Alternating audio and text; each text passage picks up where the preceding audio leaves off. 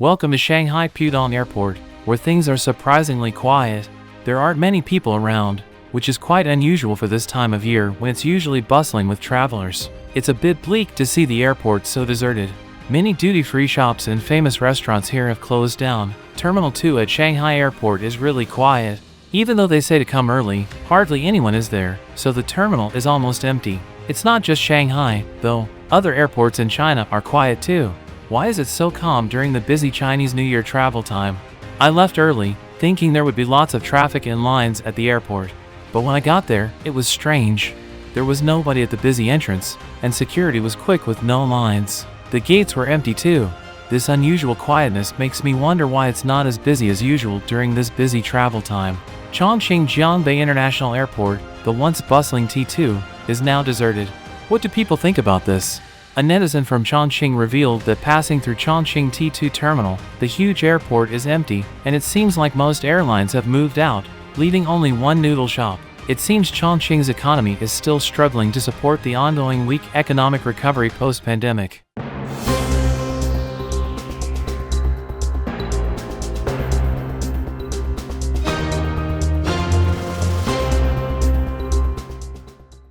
Chinese authorities have introduced a range of measures to attract more foreign businesses and tourists, including easing visa requirements for American visitors.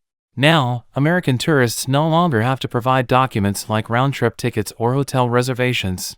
In a bid to strengthen ties, the Civil Aviation Administration of China plans to boost direct flights between China and the U.S. from 48 to 70 per week during the winter and spring seasons of 2023 to 2024. However, despite these efforts, there are concerns about China's economic outlook, with experts warning of weakened exports and investments. To counteract this, Chinese authorities are focusing on stimulating consumption, offering visa-free benefits to encourage spending by tourists. Yet, despite these policies, traveling to China remains challenging, particularly for Americans. The disparity in mobile apps between the US and China poses a significant inconvenience, as downloading Chinese apps requires extensive personal information and a local phone number. Moreover, the shift away from cash and the inability of American phones to use popular Chinese navigation apps like Baidu and Maps add to the travel hurdles. Scholars and tourists alike face practical issues such as making mobile payments, while concerns about personal privacy and security loom large. The strict identity verification requirements in public places, including the collection of biometric data like fingerprints, contribute to the discomfort experienced by foreigners in China. Additionally, worsening U.S.-China relations and the enforcement of laws like the anti-espionage law have heightened concerns about legal detainment, prompting the U.S. State Department to caution Americans against traveling to China, categorizing it as a Level 3 risk area. Chairman of the U.S. House Foreign Affairs Committee, Republican Representative Michael McCall from Texas, has cautioned Americans about the potential dangers of traveling to China. Last June, the U.S. State Department issued a Level 3 travel advisory due to concerns about exit bans and wrongful detentions, advising U.S. citizens to reconsider trips to mainland China. Highlighting cases like that of Mark Xi'an from Texas, who faced arbitrary detention in Guangdong Province in 2012, McCall emphasized the severe human rights violations suffered by those detained in China. Xi'an, a Texas resident, was apprehended while purchasing construction materials and later charged with drug-related offenses. McCall raised alarm about the Chinese Communist Party's surveillance practices, warning that connecting to Wi-Fi or Bluetooth networks in China could expose travelers to data extraction from their electronic devices. He further cautioned that social media accounts might be scrutinized for any anti-China sentiments, even outside mainland China. In some instances, he noted, plainclothes police may tail foreigners. As an alternative, McCall advised Americans to reconsider their travel plans to China and explore visits to allied countries and partners in the Indo-Pacific region. He is concerned about deteriorating U.S.-China relations, highlighted the increased risk of unlawful detention, particularly with the enactment of the new anti-espionage law. The Chinese government's encouragement of citizens to report individuals associated with agencies like the FBI has created an unwelcoming atmosphere for potential visitors. Moreover, the revised anti-espionage law expands the definition of espionage activities, offering rewards to those who report such activities, including accommodations and monetary incentives. 8 months since China reopened its borders, the influx of foreign tourists hasn't bounced back to pre-pandemic levels, despite life in the country returning to relative normalcy. The absence of international travelers is starkly evident in major cities like Beijing and Shanghai, which have seen less than a quarter of their usual tourist numbers in the first half of this year. So, why are international tourists giving China a pass? According to the Beijing Municipal Bureau of Statistics, Beijing welcomed about 407,900 international tourists from January to June this year, a significant increase from 2022 but still down by 11% compared to 2019. Similarly, Shanghai saw a decline of 13.8% in inbound tourist numbers during the same period. Matthias Taratas, the general manager of the Bulgari Hotel in Shanghai, notes that foreign travelers now make up less than 10% of the hotel's total guests, mainly comprising business travelers and luxury brand management teams.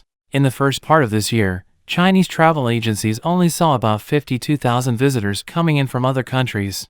That's a huge drop from the 3.7 million visitors they got during the same time in 2019. Some might think it's because it was the low season after the pandemic restrictions eased, and things were supposed to get better in the second half of the year. But that's not what happened. In July, China got about 1.7 million visitors, which is a lot more than before. However, only 86,000 of them were foreigners. This shows that even during the busy summer months, the number of foreigners coming to China didn't go up compared to earlier in the year. Foreign tourists visiting China face various challenges, including difficulties in accessing payment systems and accommodations. Nick Chen, a resident of Hangzhou, describes China as a potential nightmare for tourists without a Chinese SIM card and popular payment apps like WeChat or Alipay. Laura Pan, a professor at Italy's Bocconi SDA University, encountered payment challenges upon her return to China, despite being Chinese. WeChat Pay, for instance, posed ID verification issues for foreign mobile numbers, while Alipay offered a somewhat smoother experience. Moreover, many Chinese hotels lack the qualifications to host foreign guests, contributing to accommodation challenges for overseas tourists. Shopping and transportation can also be daunting, with most establishments favoring mobile payments over cash. Sightseeing presents its own set of hurdles, with popular attractions often requiring advance reservations on WeChat mini programs, which may pose language and verification barriers for foreigners. China is actively working to rejuvenate inbound tourism, with recent agreements to increase direct flights between Beijing and Washington and simplify visa applications for certain countries. Additionally, the expansion of visa-free access to 6 countries and efforts to make mobile payment systems more accessible to foreigners demonstrate China's commitment to attracting more visitors in the future. This tells us that getting back to normal after the pandemic has been tough. In response, the Chinese government wants to boost international connections and openness. As part of this, they're trying out a new plan. Starting from December 1, 2023, to November 30, 2024, people from 6 countries, France, Germany, Italy, Netherlands, Spain, and Malaysia, won't need a visa to visit China.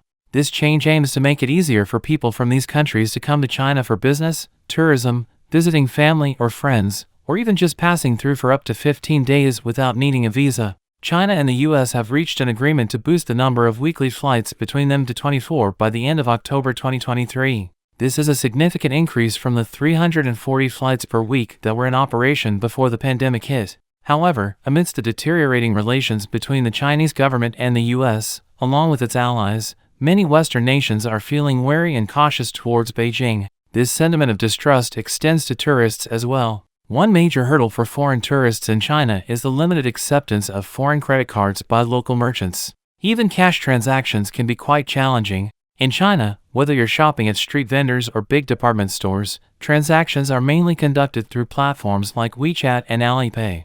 Additionally, China isn't very accommodating to individual foreign travelers. For instance, popular apps like Google Maps and Google Translate are inaccessible, and communication tools like WhatsApp don't function either. Posting pictures or updates on social media platforms is also restricted.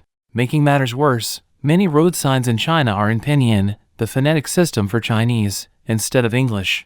While efforts are being made to update these signs, the process is slow, and temporary solutions like covering English signage with Pinyin using white tape are common. Moreover, international driver's licenses are not recognized in China, preventing foreigners from driving within the country.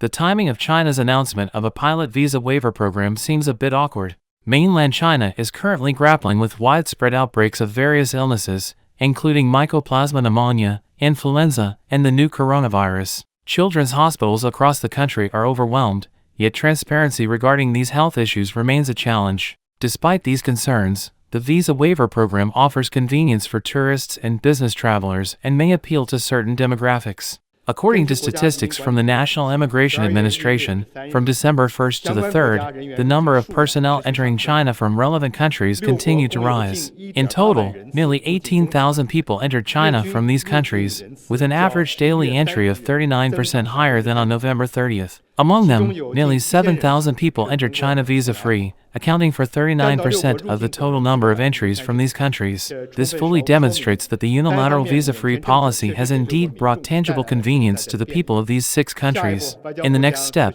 the Ministry of Foreign Affairs will continue to optimize visa policies, actively create favorable conditions, and provide more convenience for smooth exchanges between Chinese and foreign personnel. To further promote the development of high-quality services for exchanges between Chinese and foreign personnel and enhance the level of openness to the outside world, China has decided to pilot the expansion of unilateral visa-free entry to nationals holding ordinary passports from 6 countries: France, Germany, Italy, the Netherlands, Spain, and Malaysia. This policy will be implemented from December 1st, 2023 to November 30th, 2024. Individuals holding ordinary passports from the aforementioned countries can enter China visa-free for purposes such as business, tourism, sightseeing, visiting relatives and friends, and transit for up to 15 days during the specified period.